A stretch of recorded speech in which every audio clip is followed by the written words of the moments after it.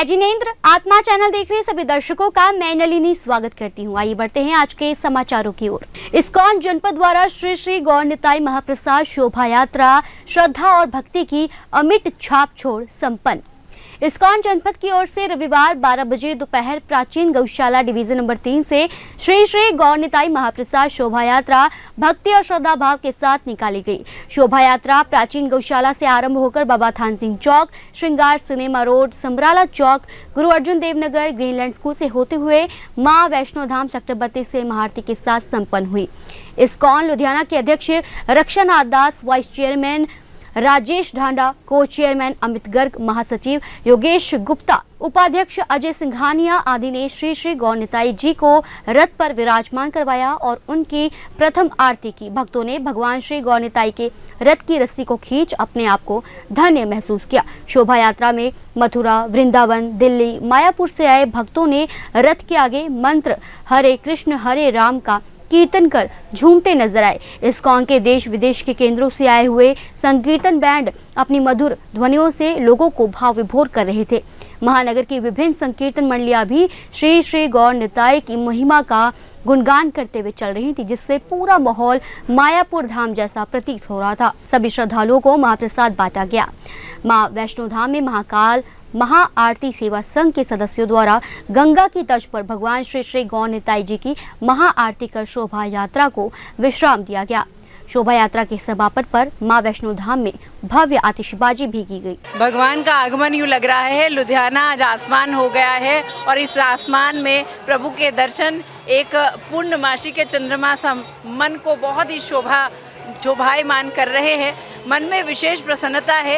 प्रभु दर्शन से मेरा ये भाव आया है, जिस प्रकार से सारी नगरी उमड़ पड़ी है, ऐसा लगता है जैसे पूर्व जन्म के संस्कारों के वश होकर सौभाग्य जो ये बना, आज प्रभु विशिष्ट उन भक्तों को यहाँ बुलाकर आज उनकी झोली भर देना चाहते हैं। देखिए, होली आने वाली है।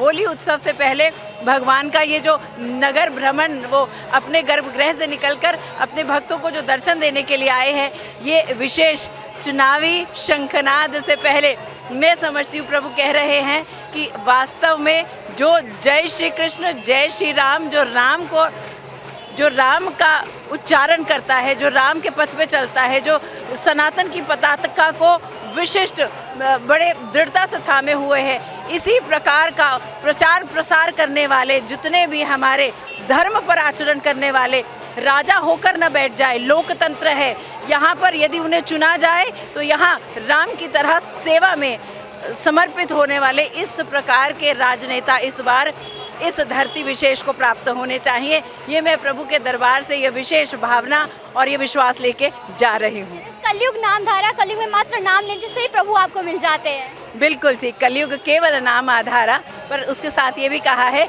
कि राम नाम है आनंद महान, किंतु मिले उसे जिसे दे भगवान। तो प्रभु चरणों में आज ये जितने भी जिनको भी वो प्रसिद्धता के साथ देना चाह रहे हैं, उन सभी के सुख सौभाग्य को मैं विशेष बधाई देना चाहती हूँ। राधे ही राधे।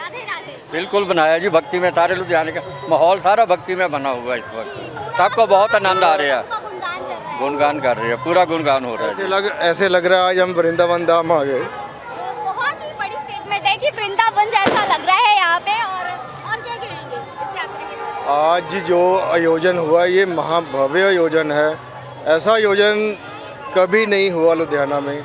ऐसा लग रहा है अभी जैसे सारे डिवोटीज आज सड़कों पे उतर आए हैं और प्रभु के दर्शन करने के लिए बहुत ही आप देखें कितना 200 के करीब स्टॉल लगे हुए हैं। पूरे लोगों में इतना उत्साह है। हर एक कोई जो पुष्प वर्षा है, देखो कितनी हो रही है, प्रसादम की कितनी व्यवस्था है, सारा मतलब ऐसे लगता है पूरी दुनिया सड़कों पे उमड़ आई है। लुधियाना से कैमरामैन नवल के साथ राजेश मेहरा की रिपोर्ट। देश में लोकसभा चुनाव 2024 का बिगुल बज चुका है। लोकसभा चुनाव के तारीखों की घोषणा हो चुकी है। इस बीच प्रधानमंत्री नरेंद्र मोदी ने तेलंगाना के जगत्याल में एक सार्वजनिक रैली को संबोधित किया। इस दौरान उन्होंने राहुल गांधी पर हमला बोला। उन्होंने कहा कि देश की हर मां और बेटी शक्ति का रूप, मैं उनका पुजारी हूं। उन्होंने आगे कहा कि लोकसभा चुनाव का ऐलान हो चुका है, दुनिया का सबसे बड़ा लोकतंत्र का उत्सव प्रारंभ हो चुका है और 13 मई को तेलंगाना के लोग नया इतिहास रचने वाले हैं। 13 मई को तेलंगाना में होने वाला मतदान विकसित भारत के लिए होगा और जब भारत विकसित होगा तो तेलंगाना भी विकसित होगा। कल मुंबई में इंडिया अलायंस की रैली थी। चुनाव घोषित होने के बाद इंडिया अलायंस की ये पहली और उनके लिए सबसे महत्वपूर्ण रैली थी। उस रैली में उन्होंने अपना घोषणा पत्र जारी किया और उनके घोषणा पत्र का ऐलान है कि मेरी लड़ाई शक्ति के खिलाफ है। पीएम मोदी ने आगे कहा कि मैंने हाल ही में तेलंगाना के विभिन्न शहरों में विभिन्न परियोजनाओं का उद्घाटन किया। लोग देख रहे हैं कि विकास परियोजनाएं अब राज्यों के सुदूर कोनों तक भी पहुंच रही है। बीआरएस और कांग्रेस के कुशासन को भाजपा लहर मिटा देगी। मेरे लिए हर माँ शक्ति का रूप है, हर बेटी शक्ति का रूप है। मैं इनको शक्ति के रूप में पूजता हूँ और मैं इन शक्ति स्वरूपा माताओं बहनों की रक्षा के लिए जान की बाजी लगा दूंगा। भारत माता की, भारत माता की, भारत माता की।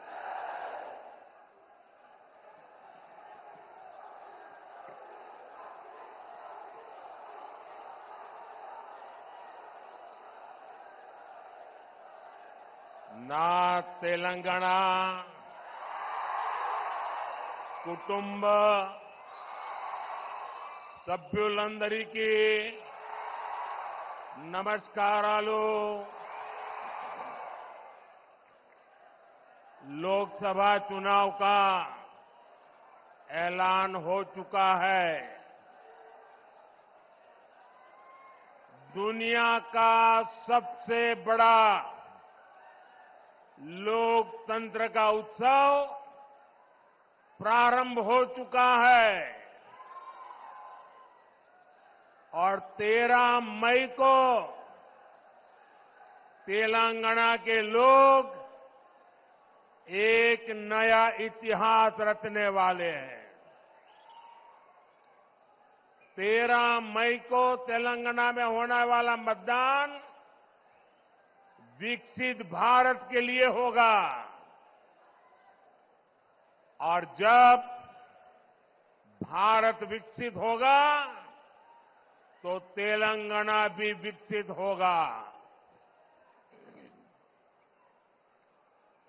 यहां तेलंगाना में बीजेपी के लिए लगातार जन समर्थन बढ़ता ही जा रहा है। तेलंगाना का ये दृश्य, जगतियाल का ये जन सैलाब इसका प्रमाण है।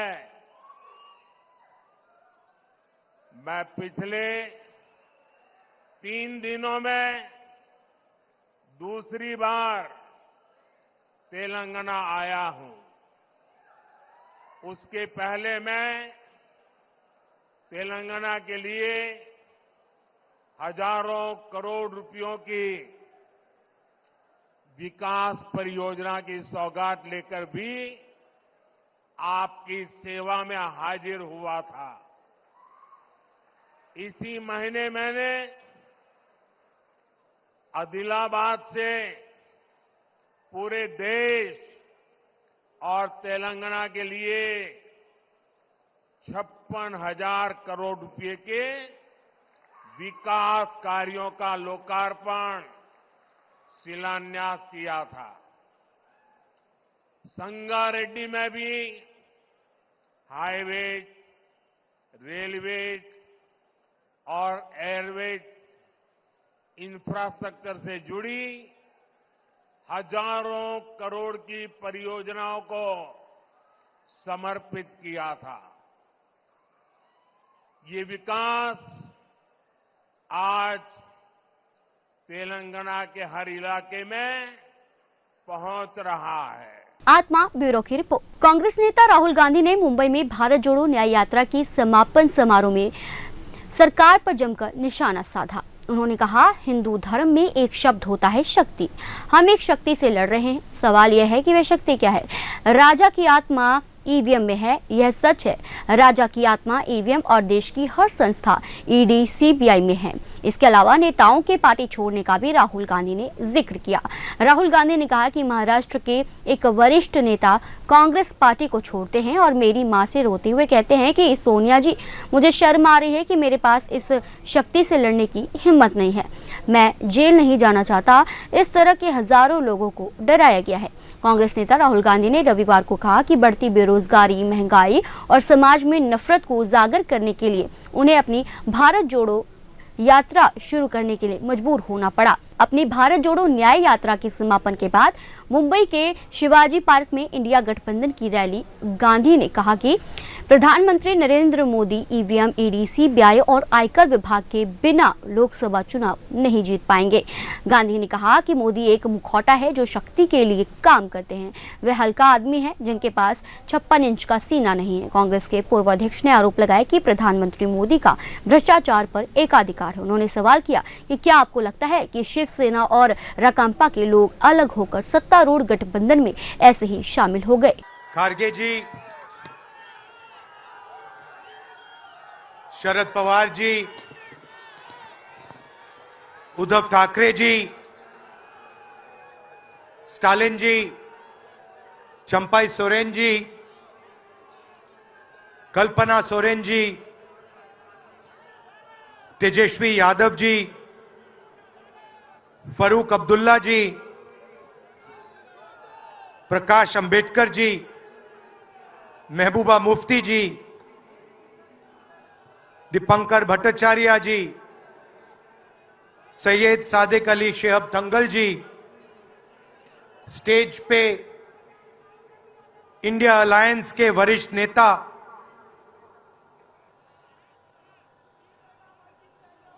ऑनरेबल CWC मेंबर्स, कांग्रेस और गठबंधन के प्यारे कार्यकर्ता, भाइयों और बहनों, देशवासियों, आप सबका यहां बहुत बहुत स्वागत।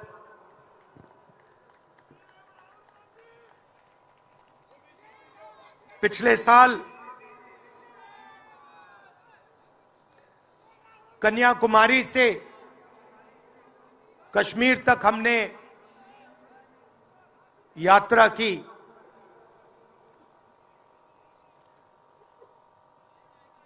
यात्रा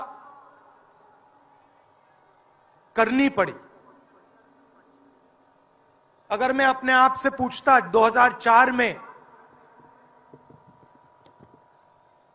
2010 में, 2014 में कि मुझे 4000 किलोमीटर कन्याकुमारी से कश्मीर चलना पड़ेगा, मैं ऐसी बात सोच भी नहीं सकता था।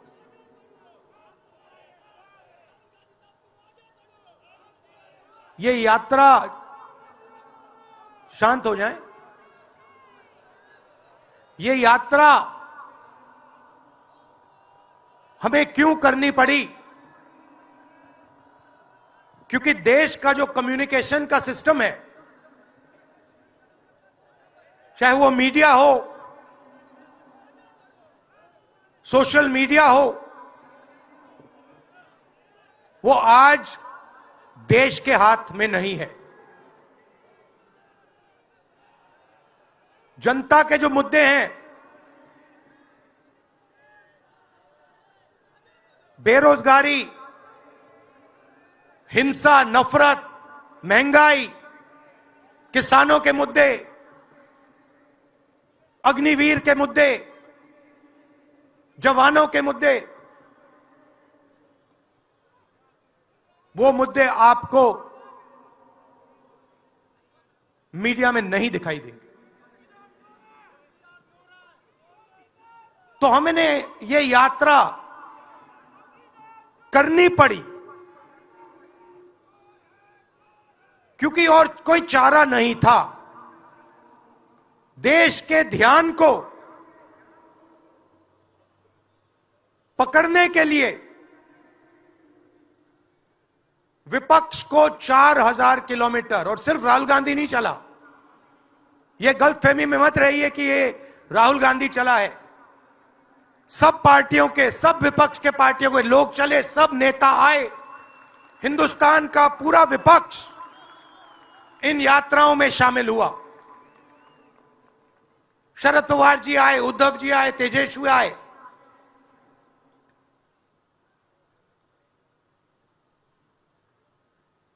सोशल मीडिया में भी आप गलतफहमी में मत रहिए। किसी ने कहा कि सोशल मीडिया एक रास्ता है, सोशल मीडिया रास्ता नहीं है,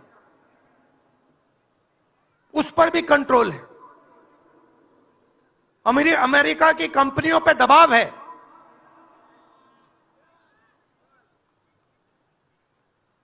तो काफी डिस्कशन होता है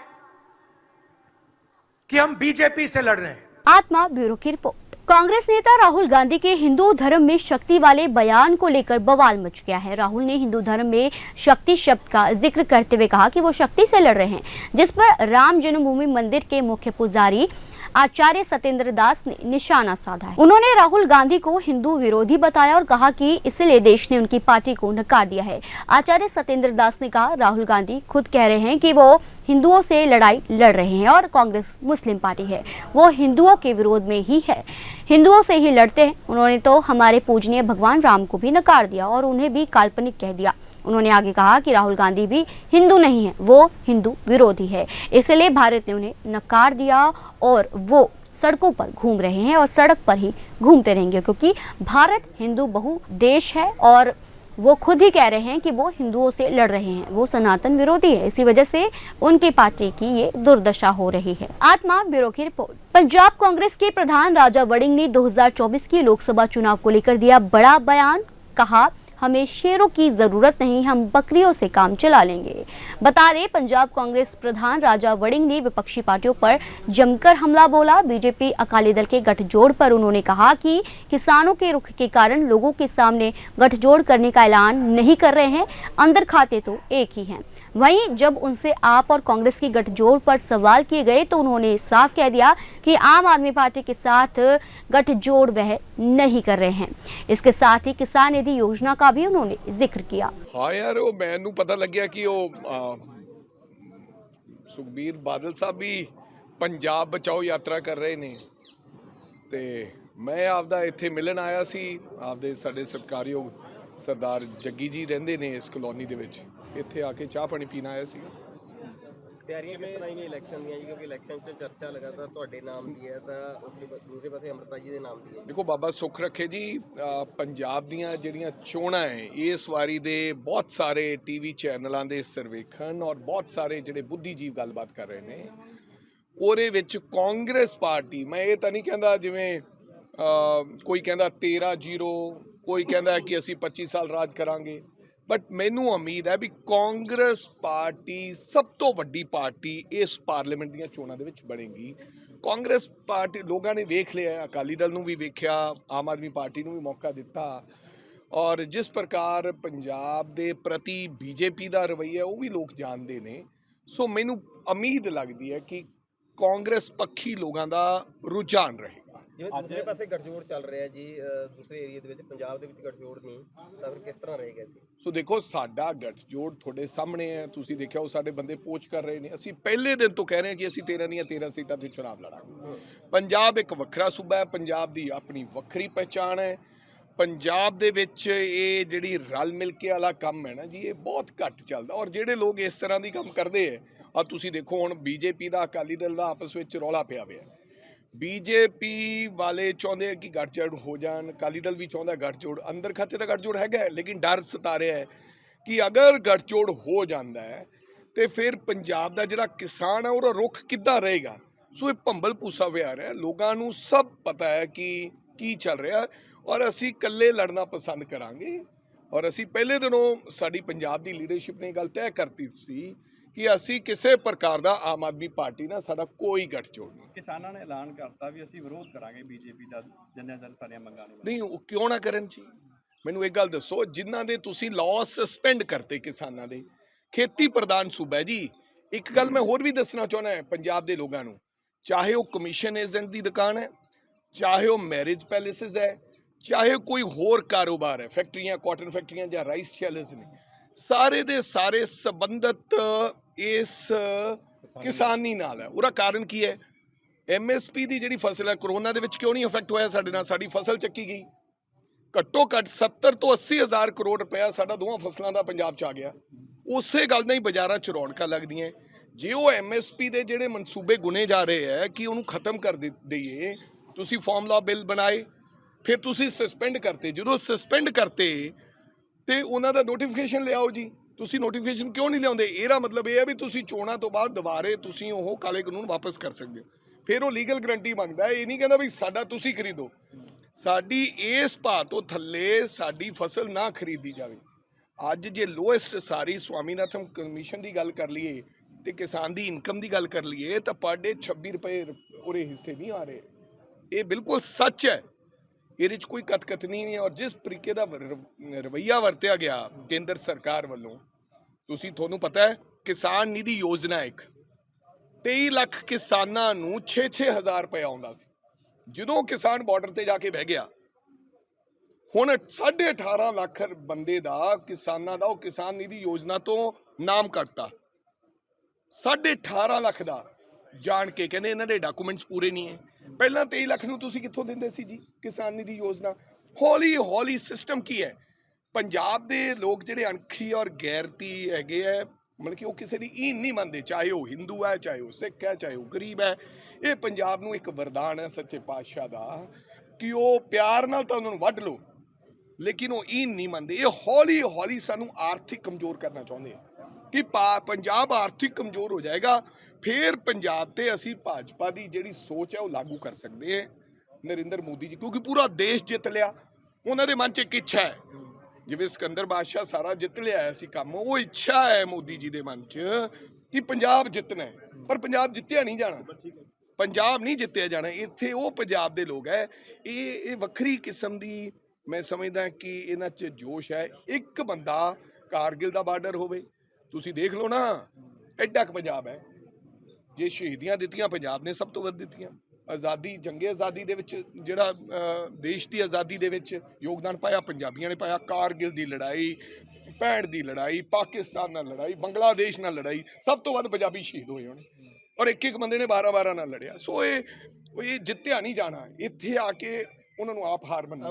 आत्मा ब्यूरो की रिपोर्ट। 2024 लोकसभा चुनावों के चलते पठानकोट डिप्टी कमिश्नर आदित्य उप्पल ने प्रेस वार्ता का आयोजन किया। इस मौके पर पत्रकारों को संबोधित करते हुए उन्होंने कहा कि आने वाले लोकसभा चुनावों में पूरी पारदर्शिता से चुनाव संपन्न करवाना ही उनका मुख्य उद्देश्य है। इसके चलते सभी विभागों व प्रेस मीडिया को हिदायतें जारी कर दी गई है। इस मौके पर आगे बताते हुए डिप्टी कमिश्नर ने कहा कि पंजाब सरकार की ओर से एक पब्लिक ऐप सी विजन भी शुरू किया गया है। अगर चुनावों में किसी को भी किसी प्रकार के भ्रष्टाचार का पता चलता है तो वह अपनी शिकायत बिना सामने आए भी कर सकते हैं। इस पर 100 मिनट के अंदर अंदर तुरंत कार्रवाई की जा सकती है। और मॉडल कोड ऑफ कंडक्ट जिवें सारिਆਂ ਨੂੰ पता है कि कल 3 ਵਜੇ ਤੋਂ ਬਾਅਦ इट इज़ नाउ अमल ਵਿੱਚ आ ਚੁੱਕਿਆ ਹੈ ਤੇ ਇਹਦੇ ਵਿੱਚ ਬਹੁਤ ਸਾਰੀ ਹਦਾਇਤਾਂ ਹੈਗੀਆਂ ਇਲੈਕਸ਼ਨ ਕਮਿਸ਼ਨ ਆਫ ਇੰਡੀਆ ਦੀਆਂ, ਜਿਨ੍ਹਾਂ ਦੀ ਇਨਬਿਨ ਪਾਲਣਾ ਬਹੁਤ ਜ਼ਰੂਰੀ ਹੈ। ਜਿਵੇਂ ਕਿ ਸਭ ਤੋਂ ਪਹਿਲੀ ਮੈਂ ਕੁਝ ਉਹਨਾਂ ਦੇ ਵਿੱਚੋਂ ਦੱਸਣਾ ਚਾਹਾਂਗਾ ਕਿ ਸਭ ਤੋਂ ਪਹਿਲੀ ਹੈਗੀ ਹੈ ਕਿ regarding defacement of public property, ਜਿਹੜੀ ਕਿ ਸਰਕਾਰੀ ਪ੍ਰੋਪਰਟੀ ਹੈਗੀ ਹੈ, whether it is a government owned property or it is a public property etcetera, ਤੇ ਉਹਨਾਂ ਦੇ ਉੱਪਰ ਕਿਸੇ ਵੀ ਤਰ੍ਹਾਂ ਦੀ ਡਿਫੇਸਮੈਂਟ ਕਰਨੀ, ਭਾਵੇਂ ਕੋਈ ਝੰਡਾ ਲਗਾਉਣਾ ਪੋਲੀਟੀਕਲ, ਕੋਈ ਫਲੈਕਸ ਲਗਾਉਣਾ, ਕੋਈ ਹੋਰਡਿੰਗ ਲਗਾਉਣਾ, ਇਹਨਾਂ ਦੇ ਵਿੱਚੋਂ ਕੁਝ ਵੀ ਅਲਾਉਡ ਨਹੀਂ ਹੈਗਾ ਹੈ। ਇਹਦੇ ਨਾਲ ਦੀ ਨਾਲ ਪ੍ਰਾਈਵੇਟ ਜਿਹੜੀ ਬਿਲਡਿੰਗਸ ਹੈਗੀਆਂ ਉਹਨਾਂ ਦੇ ਉੱਪਰ ਵਿਦਆਊਟ ਪਰਮਿਸ਼ਨ ਕਿਸੇ ਵੀ ਤਰੀਕੇ ਦੀ ਉਹਨਾਂ ਦੀ ਜਿਹੜਾ ਓਨਰ ਹੈਗਾ ਉਸ ਪ੍ਰਾਪਰਟੀ ਦਾ, ਪ੍ਰਾਈਵੇਟ ਪ੍ਰਾਪਰਟੀ ਦਾ, ਉਹਦੀ ਪਰਮਿਸ਼ਨ ਤੋਂ ਬਿਨਾਂ ਇਹ ਲੋਕਾਂ ਅਲਾਉਡ ਨਹੀਂ ਹੈ। ਕੋਈ ਵੀ ਪੋਲੀਟੀਕਲ ਰੈਲੀ ਜਿਹੜੀ ਹੈਗੀ ਹੈ ਜਾਂ ਕੋਈ ਵੀ ਪੋਲੀਟੀਕਲ ਫੰਕਸ਼ਨ ਜਾਂ ਕੋਈ ਵੀ ਕੈਂਪੇਨ, ਉਹ ਵਿਦਆਊਟ ਪਰਮਿਸ਼ਨ ਅਲਾਉਡ ਨਹੀਂ ਹੈਗਾ ਹੈ। ਤੇ ਉਹਦੀ ਪਰਮਿਸ਼ਨ ਜਿਹੜੀ ਹੈਗੀ ਹੈ ਉਹ ਸੁਵਿਧਾ ਪੋਰਟਲ ਰਾਹੀਂ ਉਹਦੀ ਪਰਮਿਸ਼ਨ ਲਈ ਜਾ ਸਕਦੀ ਹੈ। ਥਰਡ ਵੁੱਡ ਵੀ ਕੋਈ ਵੀ ਆਫੀਸ਼ੀਅਲ ਵਹੀਕਲ ਜਿਹੜਾ ਹੈਗਾ ਹੈ ਉਹਨੂੰ ਇਲੈਕਸ਼ਨ ਕੈਂਪੇਨਿੰਗ ਪਰਪਸਿਸ ਦੇ ਲਈ ਉਸ ਚੀਜ਼ ਨੂੰ ਯੂਜ਼ ਨਹੀਂ ਕੀਤਾ ਜਾ ਸਕਦਾ। ਇਹਦੇ ਨਾਲ ਹੀ ਮੈਂ ਦੱਸਣਾ ਚਾਹਾਂਗਾ ਕਿ ਜੇ ਪਬਲਿਕ ਨੂੰ ਲੱਗਦਾ ਹੈ ਕਿ ਕਿਤੇ ਵੀ ਕੋਈ ਵਾਇਲੇਸ਼ਨ ਹੈਗੀ ਹੈ ਇਲੈਕਸ਼ਨ ਰਿਲੇਟਡ, ਤੇ ਉਹ ਸੀ ਵਿਜਲ ਐਪ ਜਿਹੜੀ ਕਿ ਉਹ ਬੜੀ ਆਸਾਨੀ ਦੇ ਨਾਲ ਇੰਟਰਨੈਟ ਤੋਂ ਡਾਊਨਲੋਡ ਕਰ ਸਕਦੇ ਨੇ, ਤੇ ਸੀ ਵਿਜਲ ਐਪ ਦੇ ਵਿੱਚ ਤੁਸੀਂ ਆਪਣੀ ਕੰਪਲੇਂਟ ਦਰਜ ਕਰਾ ਸਕਦੇ ਹੋ। ਤੇ ਉਹਦੇ ਨਾਲ ਉਹਦੀ ਫੋਟੋ GPS ਲੋਕੇਸ਼ਨ ਵੀ ਆ ਜਾਏਗੀ ਜਿੱਥੇ ਵਾਇਲੇਸ਼ਨ ਹੈਗੀ ਹੈ ਤੇ 100 ਮਿੰਟ ਦੇ ਅੰਦਰ ਅੰਦਰ ਉਹਦੇ ਉੱਪਰ ਕਾਰਵਾਈ ਹੋ ਜਾਏਗੀ। ਸਰ ਕਿਹੜੀ ਫਲਾਈਂਗ ਸਕੁਆਡਸ ਹੈਗੀਆਂ ਜਿਹੜੀ ਕਿ ਐਕਟਿਵ ਹੈਗੀਆਂ, ਇੱਕ ਸਟੈਟਿਕ ਸਰਵੇਲੈਂਸ ਟੀਮਸ ਹੈਗੀਆਂ ਜਿਹੜੀ ਕਿ ਆਪਣੇ ਨਾਕੇ ਲਗਾਉਂਦੀਆਂ ਹੈਗੀਆਂ। ਉਸ ਤੋਂ ਇਲਾਵਾ ਸਾਡੀ ਵੀਡੀਓ ਸਰਵੇਲੈਂਸ ਟੀਮਸ ਹੈਗੀਆਂ ਜਿਹੜੀ ਇਲੈਕਸ਼ਨ ਰਿਲੇਟਡ ਜਿਹੜਾ ਐਕਸਪੈਂਡੀਚਰ ਹੈ ਉਹਦੀ ਮੋਨੀਟਰਿੰਗ ਕਰਦੀਆਂ ਨੇ ਇਹ ਟੀਮਾਂ। ਇਸ ਤੋਂ ਇਲਾਵਾ ਵੀਡੀਓ ਵਿਊਇੰਗ ਟੀਮ ਹੈ ਜਿਹੜੀ ਉਸ ਦਾ ਰਿਕਾਰਡ ਰੱਖਦੀ ਹੈ ਤੇ ਇਸ ਤੋਂ ਇਲਾਵਾ ਵੱਖ-ਵੱਖ ਜਿਹੜੀ ਏਜੰਸੀਜ਼ ਹੈਗੀਆਂ ਜਿਵੇਂ ਕਿ ਐਕਸਾਈਜ਼ ਦੀ, ਇਨਕਮ ਟੈਕਸ ਦੀ, ਇਹ ਟੀਮਾਂ ਹੈਗੀਆਂ ਜਿਹੜੀ ਕਿ movement of liquor, movement of cash, ਠੀਕ ਹੈ। ਤੇ ਉਸ ਤੋਂ ਇਲਾਵਾ ਜਿਹੜੀ ਇੱਕ ਟੀਮ ਡਰੱਗਸ ਡਿਪਾਰਟਮੈਂਟ ਦੀ, ਡਰੱਗ ਕੰਟਰੋਲ ਡਿਪਾਰਟਮੈਂਟ ਦੀ ਵੀ ਹੈਗੀ ਹੈ ਜਿਹੜੀ ਕਿ ਜੇ ਕਿਤੇ ਕੋਈ ਡਰੱਗਸ ਦੀ ਟ੍ਰਾਂਸਫਰ ਹੋ ਰਹੀ ਹੈ ਉਹਨਾਂ ਨੂੰ ਇੰਟਰਸੈਪਟ ਕਰਕੇ ਉਹਨਾਂ ਤੇ ਕਾਰਵਾਈ ਕਰਦੀਆਂ ਨੇ। 10 ਲੱਖ ਪਰ ਉਹਦੀ ਸਾਰੀ ਚਾਹੀਦੀ ਹੈ ਰਿਕਾਰਡ। ਕਿੰਨਾ ਕੁ ਪ੍ਰੋਵੀਜ਼ਨ ਲਾਈਨਸ ਹੈਗੀਆਂ ਕਿ ਜਿਹੜਾ ਤੁਸੀਂ ਝੰਡਾ ਲਗਾਉਣਾ ਹੈ ਉਹਦੀ ਕਿੰਨੀ ਡਾਇਮੈਂਸ਼ਨਸ ਹੋ ਸਕਦੀਆਂ ਨੇ, ਜਿੰਨੀ ਤੁਹਾਡਾ ਕੈਵਲਕੇਡ ਹੈਗਾ ਉਹਦੇ ਵਿੱਚ ਇੱਕ ਪੁਆਇੰਟ ਤੇ ਕਿੰਨੀ ਵਹੀਕਲਸ ਤੁਸੀਂ ਯੂਜ਼ ਕਰਦੇ ਹੋ, ਸਾਰੀ ਹਦਾਇਤਾਂ ਦਿੱਤੀਆਂ ਹੋਈਆਂ।